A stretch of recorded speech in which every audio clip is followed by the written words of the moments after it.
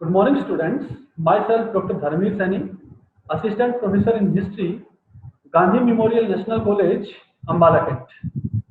हमारा आज का विषय है रेनेसां, पुनर्जागरण। इस विषय के अंतर्गत हम पुनर्जागरण की उत्पत्ति, पुनर्जागरण का अर्थ, पुनर्जागरण के उदय के कारण तथा पुनर्जागरण के परिणाम, इनको पढ़ेंगे। पुनर्जागरण आंदोलन एक ऐसा आंदोलन था जो प्राचीन यूनान एवं रोमन सभ्यताओं की उपलब्धियों से प्रेरित था। यह आंदोलन 14वीं शताब्दी में इटली के फ्लोरेंस नगर से शुरू हुआ था तथा धीरे धीरे यह आंदोलन 17वीं शताब्दी तक पूरे यूरोप में फैल गया था। पुनर्जागरण आंदोलन के परिणाम स्वरूप यूरोप में एक ऐसे समाज की नींव रखी थी जिसके केंद्र में मध्यकालीन धर्म के स्थान पर मनुष्य स्वयं था। इसी वजह से पुनर्जागरण काल के इतिहास का महत्वपूर्ण टर्निंग पॉइंट माना गया है। पुनर्जागरण आंदोलन के तहत ही मध्यकालीन सामंती व्यवस्था पतन कर रही थी तथा यूरोप में आधुनिक युग की शुरुआत हो रही थी। इस संक्रमण काल में अनेक भौतिक परिवर्तन हुए, जैसे मुद्रण कला का विकास हुआ, बारूद का विकास हुआ, कुतुबनामा का आविष्कार हो चुका था, नए व्यापारिक मार्ग ढूंढे जा रहे थे, नई भौगोलिक खोजें की जा रही थी, यूरोप में विज्ञान का विकास भी हो रहा था तथा साथ ही साथ पूंजीवाद भी पनप रहा था। वस्तुतः इन सभी परिवर्तनों के साथ साथ एक बौद्धिक तथा उदार सांस्कृतिक आंदोलन की शुरुआत हुई जिसे पुनर्जागरण माना जाता है। इस आंदोलन के परिणाम स्वरूप आलोचनात्मक तथा अन्वेषणात्मक प्रवृत्तियों को बल मिला। फलतः मनुष्य के द्वारा मध्यकालीन अंधविश्वास और धार्मिक बंधनों से अपने आप को मुक्त करके स्वतंत्र चिंतन की ओर मनुष्य अग्रसर हुआ था। यह स्वतंत्र चिंतन हमें तत्कालीन साहित्य, कला, दर्शन, राजनीति सभी क्षेत्रों में देखने को मिलता है। साथ ही साथ पुनर्जागरण के परिणाम स्वरूप यूरोप में मानवतावाद तथा आधुनिकतावाद का भी उदय हुआ था। Origin and meaning of the renaissance. Renaissance शब्द की उत्पत्ति एवं अर्थ। रेनेसां शब्द जो है ये फ्रेंच भाषा से निकला हुआ शब्द है। फ्रेंच भाषा में ये शब्द लैटिन भाषा के रेंसकोर से आया है जिसका अर्थ होता है फिर से जागना।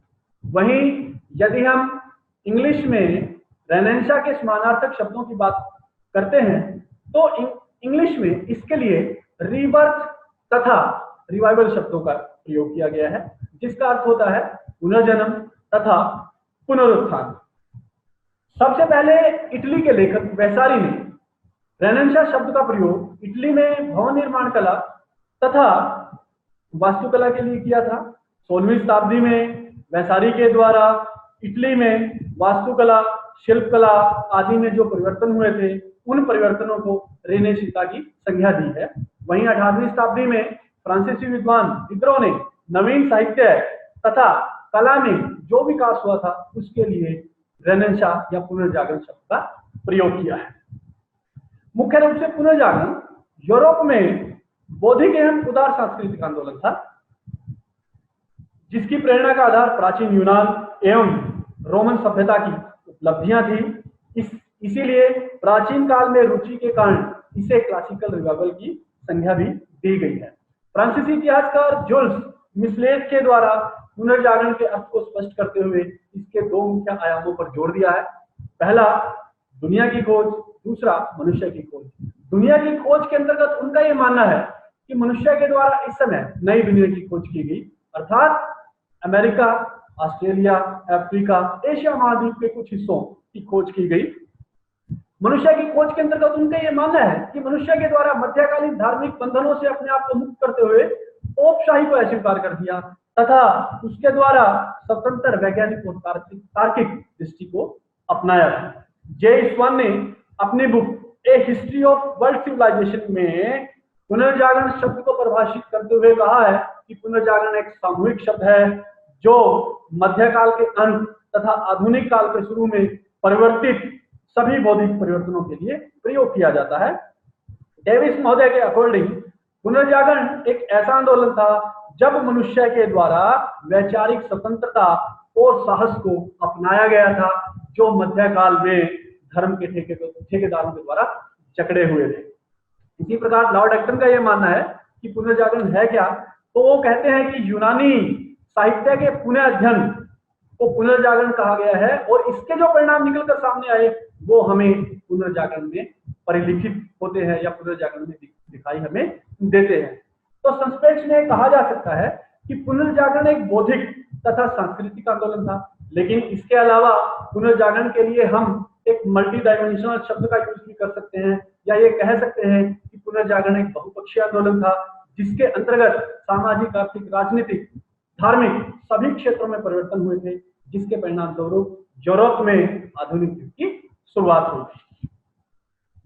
पुनर्जागरण के कारण क्या कारण थे पुनर्जागरण के उदय के? Factor that contributed to beginning of the renaissance, या so what causes the renaissance, इसके उदय के कारण क्या? सबसे पहला जो महत्वपूर्ण कारण जो था वो था इंपैक्ट ऑफ क्रूसेड, धर्म युद्धों का प्रभाव। धर्म युद्ध क्या थे?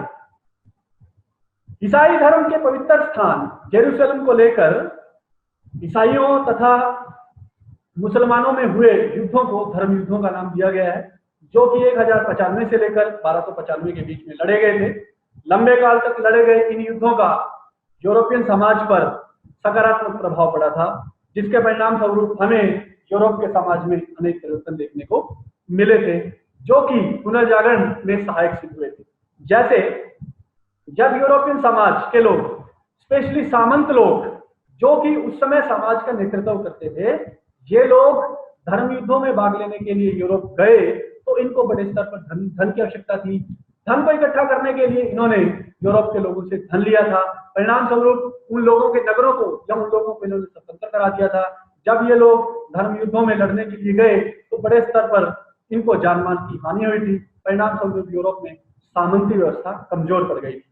दूसरा, जब यूरोप के लोग धर्म युद्धों में भाग लेने के लिए पूर्वी देशों की तरफ गए थे, तो वहां पर इन लोगों का पूर्वी देशों के व्यापार से संपर्क हुआ था।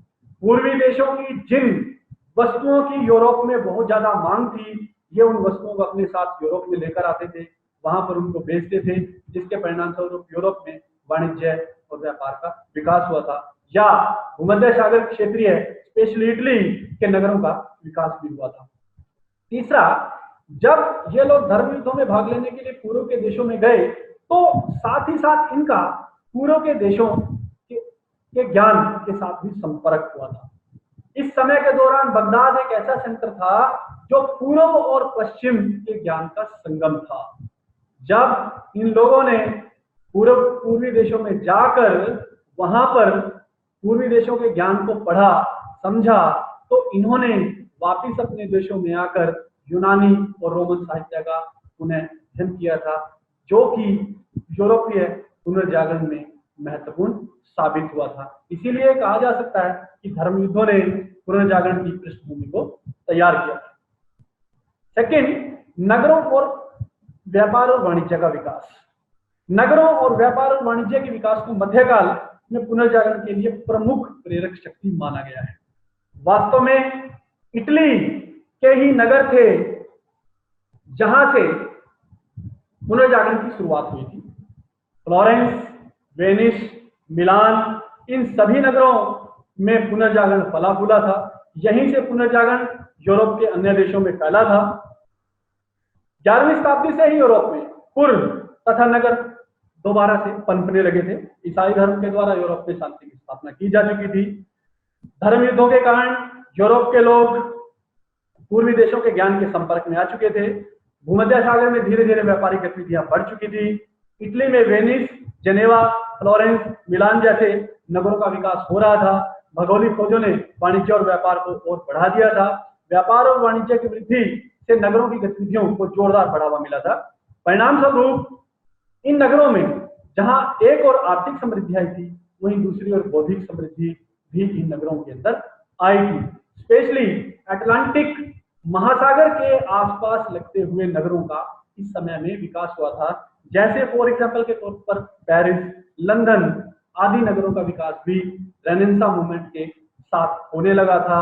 ये वो नगर थे जहां पर आगे चलकर पेरिस विश्वविद्यालय जैसे महान विश्वविद्यालयों की स्थापना हुई थी, जहां पर ज्ञान विज्ञान को लेकर वाद विवाद किया जाता था तथा धार्मिक अंधविश्वासों को लेकर कटाक्ष किया जाता था, जिसके परिणाम स्वरूप इन क्षेत्रों में सामंती व्यवस्था को क्रिटिसाइज किया गया, चर्च के प्रभुत्व के खिलाफ आवाज उठाई गई, नगरों की समृद्धि में व्यवसाय, शिक्षा, कला, संस्कृति को बढ़ावा मिला था, जिससे कि पुनर्जागरण फला फूला था।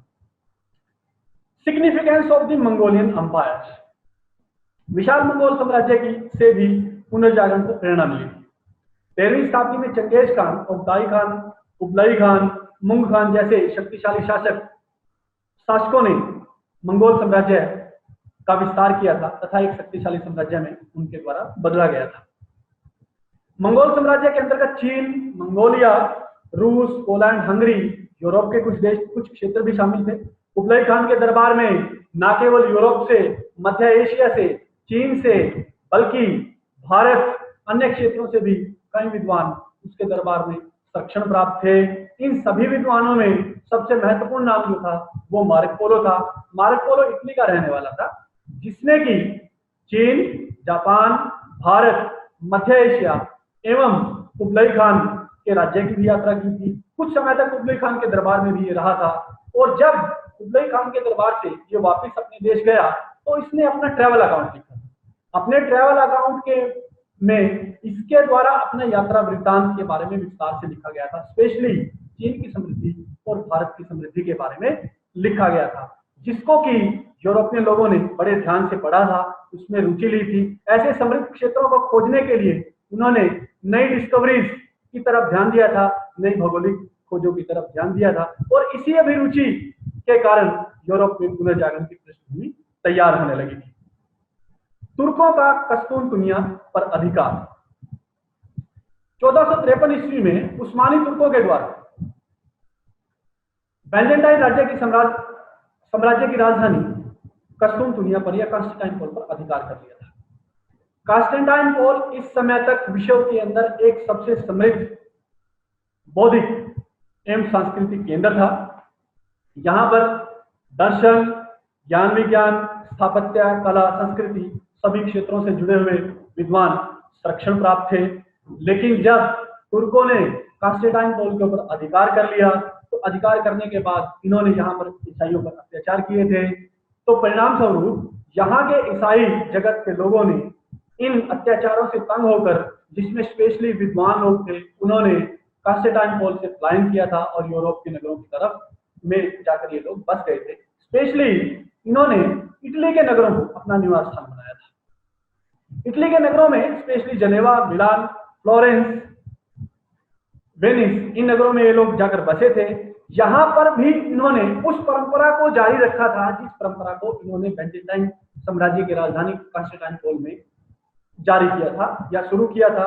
यहाँ पर भी इन्होंने साहित्य का सृजन किया था, साहित्य को पढ़ा था, लोगों तक साहित्य को पहुंचाया था। परिणाम स्वरूप अकॉर्डिंग टू एच.ए. हेज ये मानते हैं कि ये वही विद्वान थे जिनको कि यूरोप में पुनर्जागरण का अग्रदूत कहा जा सकता है। इन्हीं की वजह से यूरोप में पुनर्जागरण की शुरुआत हुई थी। ज्योग्राफिकल डिस्कवरीज, भौगोलिक खोजों ने भी यूरोप में पुनर्जागरण के उदय में एक महत्वपूर्ण भूमिका निभाई थी। 14वीं, 15वीं शताब्दी, 16वीं शताब्दी में यूरोप में बड़े स्तर पर भौगोलिक खोजें की गई थी।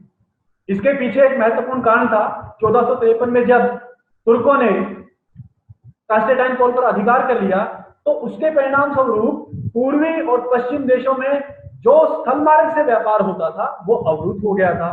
पूरी तरह से उसको तुर्कों ने ब्लॉक कर दिया था। परिणाम स्वरूप यूरोपीय लोगों ने नए व्यापारिक मार्गों, स्पेशली समुद्री मार्गों को ढूंढने की कोशिश की।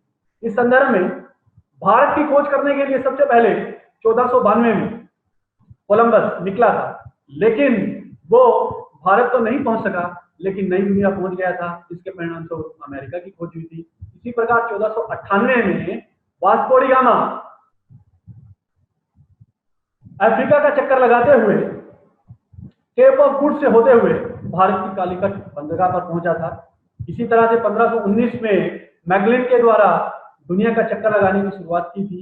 1522 में उसको उसमें सफलता मिली थी, जिसके परिणाम स्वरूप जो है फिलीपींस जैसे महाद्वीप क्षेत्रों की खोज हुई थी। तो इन भौगोलिक खोजों से नए समुद्री व्यापारिक मार्गों की खोज की गई। पूरी 16वीं शताब्दी में स्पेन और पुर्तगाल के द्वारा नई दुनिया और एशिया के देशों के साथ व्यापार में काफी बड़े स्तर पर समृद्धि हासिल की गई थी, आर्थिक समृद्धि हासिल की गई थी। पुर्तगाल व्यापारिक और भौगोलिक खोजों से पहले एक निर्धन देश कहा जाता था, लेकिन इन व्यापारिक और भौगोलिक खोजों के परिणाम स्वरूप पुर्तगाल के द्वारा आर्थिक रूप से समृद्धि हासिल की थी, जो कि व्यापार से उसको हासिल हुई थी। इसी तरह से स्पेन के द्वारा अमेरिका की इंका और एज़टेक सभ्यताओं, मैक्सिको और पेरू के ऊपर अधिकार किया था। वहां से 16वीं और 16वीं शताब्दी में बड़े स्तर पर चांदी का उसने दोहन किया था, जिसके परिणाम स्वरूप स्पेन की आर्थिक समृद्धि बढ़ी थी। और इसी आर्थिक समृद्धि के परिणाम स्वरूप यूरोप में रेनेसां का विकास हुआ था। बाद में आगे चलकर इंग्लैंड, फ्रांस आदि यूरोपियन देशों ने भी भौगोलिक खोजों में इंटरेस्ट लिया था, व्यापार और वाणिज्य में इंटरेस्ट लिया था, जिसके परिणाम स्वरूप जहां एक और यूरोप में पुनर्जागरण की शुरुआत हो रही थी, वहीं यूरोप में की आर्थिक व्यवस्था में एक नए चिन्ह उभर कर सामने आ रहा था, जिसको मर्केंटाइलिज्म कहा गया था। Contribution of the thinkers and writers, किसी भी तरह के बदलाव लाने में चिंतकों, विचारकों का एक महत्वपूर्ण योगदान होता है। इसी तरह से पुनर्जागरण आंदोलन में उस समय के जो चिंतक थे, जो विचारक थे, उन्होंने भी एक महत्वपूर्ण भूमिका निभाई थी। इस समय के जो चिंतक थे उन्होंने लोगों तक ये संदेश पहुंचाया था, जैसे कुछ लेखकों का, कुछ विद्वानों का लोगों को ये संदेश गया, उन्होंने लोगों तक ये कहा था कि आंख मूंदकर किसी बात पर विश्वास नहीं करना चाहिए। वास्तव में मध्यकाल में धर्म के द्वारा, स्पेशली रोमन कैथोलिक धर्म के द्वारा मनुष्य के जीवन को पूरी तरह से जकड़ा हुआ था। मनुष्य का जीवन जन्म से लेकर मृत्यु तक जितने भी संस्कार उसके संपन्न होते थे, सामाजिक उसका जीवन था, उसके ऊपर पूरी तरह से धर्म का प्रभाव था। लेकिन इन लेखकों के द्वारा इस अतार्किक दृष्टिकोण का विरोध किया गया था। उन लोगों ने इस बात को लोगों को समझाने की कोशिश की थी कि पोप जो कहता है या पोप के द्वारा जो संदेश दिया जाता है, उसको आंख मूंद कर स्वीकार करना सही नहीं है। फ्रांसीसी विचारक आबेलार, जिसे कि पेरिस विश्वविद्यालय का संस्थापक भी माना जाता है, उसने लोगों को यह समझाने की कोशिश की थी कि इसी बात को स्वीकार करने के पीछे तर्क होना चाहिए। इसी प्रकार रोजर बेकन 1214 से लेकर 1292 तक जिनका समय है, ने प्रचलित अंधविश्वासों और धर्मांधता पर कड़ा प्रहार किया था। उसने लोगों को ज्ञान के प्रकाश में जीने का आग्रह किया था। According to H.G. वेल्स का यह मानना है कि बेकन के लेखों को गहरे अंधकार में बिजली के कौंधने के समान माना गया है। उन्होंने जो है बेकन के द्वारा इस विचार को ही पुनर्जागरण के लिए काफी महत्वपूर्ण माना है। इसी प्रकार इस समय के जो महत्वपूर्ण लेखक थे दांते, जिन्होंने डिवाइन कॉमेडी अपनी महत्वपूर्ण कृति लिखी है, इसमें उन्होंने मानवभाग्य का विस्तार से वर्णन किया है। उसने धर्मांधता का मजाक उड़ाया है। मैकाइली, जो कि एक राजनीतिक विचारक था, फ्लोरेंस सिटी का रहने वाला था, इसकी महत्वपूर्ण कृति द प्रिंस थी, जिसमें राजा और धर्म के संबंधों का वर्णन किया है, जिसके माध्यम से मैकाइली ने लोगों तक ये संदेश पहुंचाने की कोशिश की है कि राज्य धर्म से बड़ा है, राज्य धर्म के अंडर है। इसी प्रकार इरास्मस, जिसने की एक महत्वपूर्ण कृति लिखी जिसका नाम था द फ्रेज ऑफ फॉली, इस अपनी कृति के माध्यम से उसने धार्मिक बंधनों या मध्यकालीन धार्मिक अंधविश्वासों का मजाक उड़ाया है तथा लोगों को उससे बाहर निकलने की प्रेरणा दी है या अपना संदेश लोगों तक पहुंचाया है। तो संक्षेप में यह कहा जा सकता है कि इन विचारकों और लेखकों ने अंधविश्वास और धर्मांधता पर कड़ा प्रहार किया था। ज्ञान, तर्क, विचारशीलता, मानवतावाद पर इन्होंने बल दिया था। इसके अलावा कागज और मुद्रण कला का विकास हो चुका था। हालांकि कागज और मुद्रण कला का विकास पहले चाइना में हुआ था, लेकिन कागज और मुद्रण कला का सही तरह से प्रयोग यूरोपियन देशों में किया गया था। 1453 में जर्मनी के एक व्यक्ति गुटेनबर्ग ने सबसे पहले टाइप मशीन बनाई थी। इसके बाद 1477 में इंग्लैंड के विलियम कैक्सटन के द्वारा एक छापखाने का आविष्कार किया गया था। उसके बाद जर्मनी, इटली, स्पेन, फ्रांस आदि सभी देशों में छापखाने के आविष्कार हुए थे। सबसे पहले 1455 में बाइबल को प्रिंट किया गया था। उसके बाद धीरे धीरे उस समय के जो विद्वान थे, जो लेखक थे, उनकी कृतियों को प्रिंट किया गया था, जो कि आसानी से लोगों तक पहुंचाई गई थी, सस्ते तौर पर लोगों तक पहुंचाई गई थी। लोगों ने उनके उन कृतियों को पढ़ा था, उनके अंदर जो संदेश दिए गए थे उनको समझा था, और उन्हीं के आधार पर यूरोप में ज्ञान का प्रसार हुआ था, जिसके परिणाम स्वरूप पुनर्जागरण का उदय यूरोप में हुआ था। इस समय कुछ वैज्ञानिक आविष्कार भी हुए थे। फॉर एग्जाम्पल के तौर पर बेकन ने प्रेक्षण और प्रयोग की प्रणाली पर जोर देकर वैज्ञानिक विधि की शुरुआत की थी। कोपरनिकस ने टोलमी की इस बात को चुनौती दी थी कि पृथ्वी सूर्य के चारों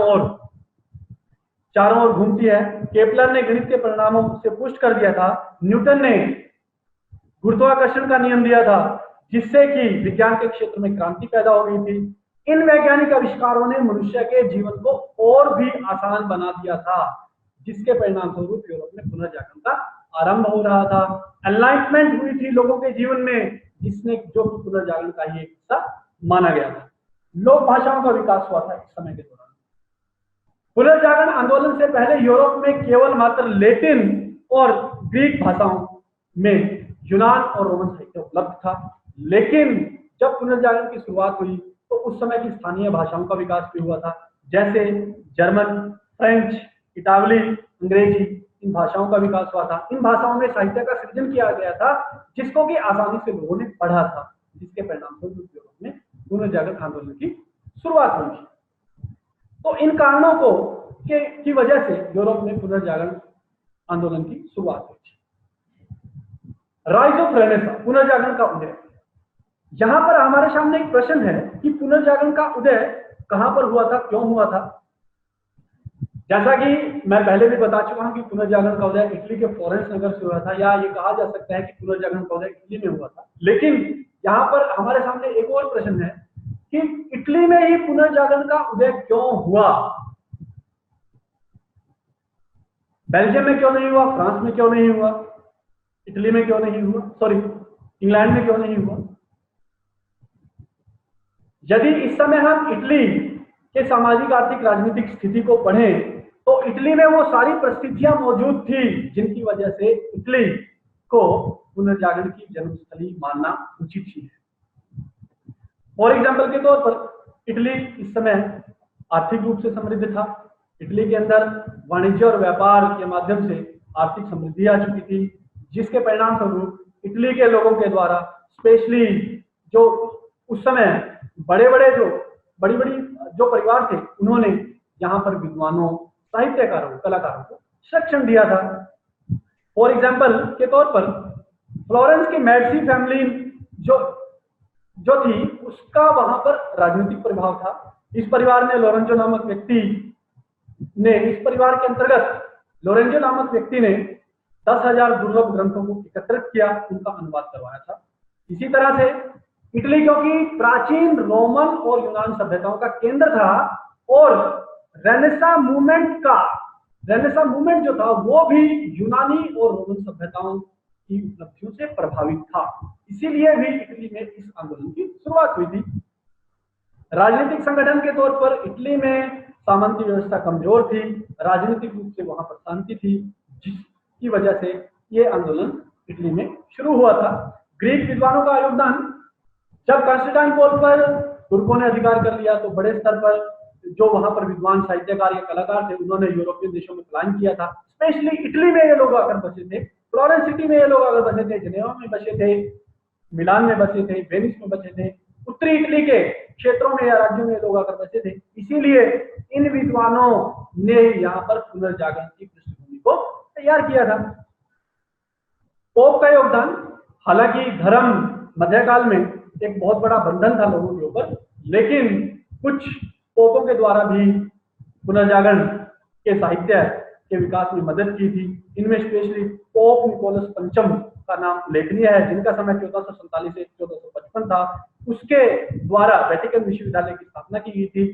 संत पीटर गिरजाघर का निर्माण करवाया गया था। इन सब के अलावा जब इटली में पुनर्जागरण की शुरुआत हुई तो यूरोप के अन्य देशों में भी धीरे धीरे यह आंदोलन फैलने लगा था। जैसे फॉर एग्जाम्पल के तौर पर फ्रांस के शासक चार्ल्स अष्टम ने अनेक विद्वानों को अपने देश में आमंत्रित किया था, जिसके परिणाम स्वरूप वहां पर पुनर्जागरण आंदोलन की शुरुआत हुई थी। इंग्लैंड में पुनर्जागरण का प्रारंभ ट्यूडर वंश के एडवर्ड चतुर्थ के काल में हुआ था। महारानी एलिजाबेथ के समय में भी पुनर्जागरण अपनी चरम सीमा पर पहुंच चुका था। इस समय इंग्लैंड के अंदर जोफ्रे चौसर जैसे महत्वपूर्ण विद्वान थे, शेक्सपियर जैसे जो विद्वान थे, जिनके अंडर वहां पर पुनर्जागरण फला फूला था। ऑक्सफोर्ड, कैम्ब्रिज जैसे विश्वविद्यालय काफी तरक्की कर चुके थे, जिन्होंने नवीन ज्ञान से लोगों को प्रकाश में किया था। Main characteristics of the renaissance. Renaissance की मुख्य विशेषताएं क्या थी? रेनेसां की यदि मुख्य विशेषताओं की बात की जाए तो रेनेसां की एक सबसे महत्वपूर्ण विशेषता थी ह्यूमनिज्म, मानवतावाद। Humanism was the intellectual movement based on the study of the classical Greek and Roman art and literature, जिसके परिणाम स्वरूप न्यू स्पिरिट ऑफ इंक्वायरी की शुरुआत हुई थी। सेक्युलरिज्म, इंडिविजुअलिज्म को बढ़ावा दिया गया था। ह्यूमनिज्म का प्रवर्तक पेट्रोक को माना गया है। पेट्रोक को फादर ऑफ ह्यूमनिज्म माना गया है, फ्लोरेंस का रहने वाला था।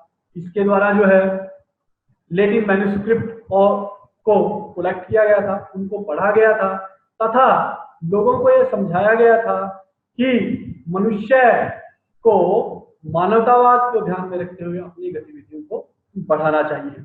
तर्क की प्रधानता, इस मूवमेंट में तर्क को बल दिया गया था, चिंतन को बल दिया गया था।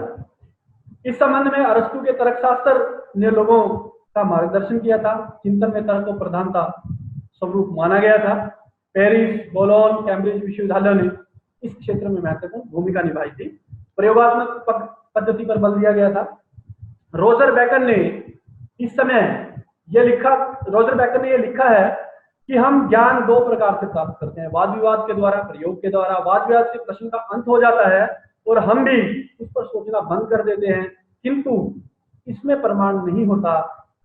इसमें न तो संदेश समाप्त होता है, न ही मस्तिष्क की शांति होती है। यह बात तब तक नहीं होती जब तक अनुभव और प्रयोग द्वारा सत्य की प्राप्ति नहीं हो जाती। सौंदर्य की उपासना की गई थी। इस समय रेनेसां आंदोलन की एक महत्वपूर्ण जो विशेषता थी, वर्शिप ऑफ ब्यूटी। जितने भी इस समय की जो कलात्मक कृतियां हैं, चाहे वो आर्ट्स में हम देख लें, आर्ट्स में जो पेंटिंग्स बनाई गई थी, चाहे वो लियोनार्डो दा विंची ने मोनालिसा की पेंटिंग बनाई, माइकल एंजेलो के द्वारा जो पेंटिंग्स बनाई गई, या इसके अलावा अन्य जो विद्वानों के द्वारा पेंटर्स के द्वारा, कलाकारों के द्वारा, मूर्तिकारों के द्वारा जो पेंटिंग्स बनाई गई, वो सब जो है, एक तो वो सब इस समय मानवता पर आधारित थी, मानव केंद्र बिंदु था उसमें। दूसरा, उनमें सौंदर्य की उपासना की गई थी। जैसा कि हम ये देख सकते हैं कि इस समय की जो पेंटिंग्स हैं, उन पेंटिंग्स में इस समय जो मूर्तिकार है उसने रियलिज्म और वुमेन मानवतावाद पर केंद्र किया है। Architecture reach new Heights of design के नए तरीके ढूंढे गए थे, उनको अपनाया गया था। पेंटिंग्स में प्लास्टर पॉपुलर हुआ था तथा ऑयल कलर्स का प्रयोग किया गया था इस समय के दौरान। फॉर एग्जाम्पल के तौर पर द लास्ट सुपर जो चित्र है, जिसको कि लियोनार्डो दा विंची ने बनाया था, तथा माइकल एंजेलो के द्वारा जो सिस्टीन चैपल सीलिंग फ्लैट बनाई गई है, उसमें हमें उस समय की चित्रकारी बखूबी देखने को मिलती है। इसी तरह से लिटरेचर का विकास हुआ था। लिटरेचर में प्रोज, ड्रामा और पोएट्री तीनों ही क्षेत्रों में विकास हुआ था। फॉर एग्जाम्पल के तौर पर यदि बात की जाए, पेट्रोक, मैकाइली, इन सभी के द्वारा साहित्य में अच्छा योगदान दिया गया था। वहीं दूसरी ओर इस समय के दौरान ड्रामा की यदि बात की जाए, विलियम शेक्सपियर के द्वारा जो रोमियो जूलियट, हेमलेट जैसे उपन्यास लिखे गए थे, या द मर्चेंट ऑफ वेनिस जैसे उपन्यास लिखे गए थे, वो इस समय के ड्रामा की एक महत्वपूर्ण कृतियां थी, जो जिसके परिणाम स्वरूप साहित्य में भी काफी विकास हुआ था। लास्टली है पुनर्जागरण के परिणाम क्या निकलकर सामने आए थे। परिणामों की यदि बात की जाए तो पुनर्जागरण आंदोलन एक ऐसा आंदोलन था जो मानव केंद्रित चेतना पर आधारित था। इस समय के दौरान मनुष्य के द्वारा मानव को केंद्र में रखकर या मानवतावाद को केंद्र में रखकर कार्य किया गया था। इससे पहले यदि हम बात करते हैं, चाहे वो आर्ट्स की बात थी, आर्ट्स में मनुष्य केंद्र ना होकर धर्म केंद्र होता था। फॉर एग्जाम्पल के तौर पर मेडिवल आर्ट में यदि बात की जाए, धर्म पर फोकस किया जाता था, ह्यूमन इमोशंस का कोई ध्यान नहीं रखा जाता था, ना कोई बैकग्राउंड होती थी, ना ही जो है किसी दृष्टिकोण को ज्यादातर अपनाया जाता था। धर्म में फॉर एग्जाम्पल के तौर पर यदि मेडिवल हम पेंटिंग्स की तरफ या चित्रों की तरफ ध्यान दें तो मेडिवल में मैडोना और चाइल्ड के चित्र काफी फेमस रूप से बनाए गए थे। लेकिन इस समय चाहे आप मोनालिसा का चित्र उठाकर देख लीजिए या जो लास्ट सुपर का चित्र उठा के देख लीजिए, माइकल एंजेलो की कृतियों को उठाकर देख लीजिए, सभी में हमें मानव केंद्र नजर आता है या मनुष्य के ऊपर आधारित वो चित्र बनाए गए हैं। इसी तरह से वैज्ञानिक चेतना, विज्ञान का आविष्कार हुआ था इस समय के दौरान, अनेक वैज्ञानिक उपलब्धियां हासिल की गई थी और इन्हीं वैज्ञानिक उपलब्धियों के आधार पर आगे चलकर हम देखते हैं कि 17वीं और 18वीं शताब्दी में यूरोप में कृषि क्रांति और औद्योगिक क्रांति की शुरुआत हुई थी। व्यक्तिवाद का उदय हुआ था। मानववाद, बुद्धिवाद और वैज्ञानिक मानसिकता ने व्यक्तिवादी चिंतन को प्रेषित किया था। व्यक्ति विशेष अपने व्यक्तित्व के निर्माण और विकास की स्वतंत्र और अपार संभावनाओं से परिचित होने लगा था इस समय के दौरान। Rise of the new states या rise of the secular states, इस समय के दौरान धर्मनिरपेक्ष राज्यों की भी शुरुआत हुई थी, एब्सोल्यूट मोनार्की की शुरुआत हुई थी। इंग्लैंड, फ्रांस जैसे देशों में ट्यूडर वंश, स्टुअर्ट वंश या बर्बो डायनेस्टी के अंदर शक्तिशाली राज्यों की स्थापना हुई थी, जिसके परिणाम स्वरूप यूरोप में निरंकुश राज्यों का उदय हुआ था। पुनर्जागरण आंदोलन के परिणाम स्वरूप यूरोप में रिफॉर्मेशन मूवमेंट की शुरुआत। रिफॉर्मेशन मूवमेंट एक ऐसा आंदोलन था, धर्म सुधार आंदोलन था, जिसने कि मध्यकालीन धर्म के अंधविश्वासों और आडंबरों को चैलेंज किया था। जर्मनी में मार्टिन लूथर के द्वारा इस आंदोलन की शुरुआत की गई थी। 1517 से आंदोलन की शुरुआत हुई थी और लगभग पूरी 16वीं शताब्दी यह आंदोलन चलता रहा था, जिसके परिणाम स्वरूप रोमन कैथोलिक चर्च का लोगों के ऊपर जो प्रभाव था वो खत्म हुआ था और नए प्रोटेस्टेंट ब्रांच की स्थापना हुई थी। इसके अलावा नई अर्थव्यवस्था के लक्षण हमें देखने को मिलते हैं। वाणिज्यवाद का विकास हुआ था।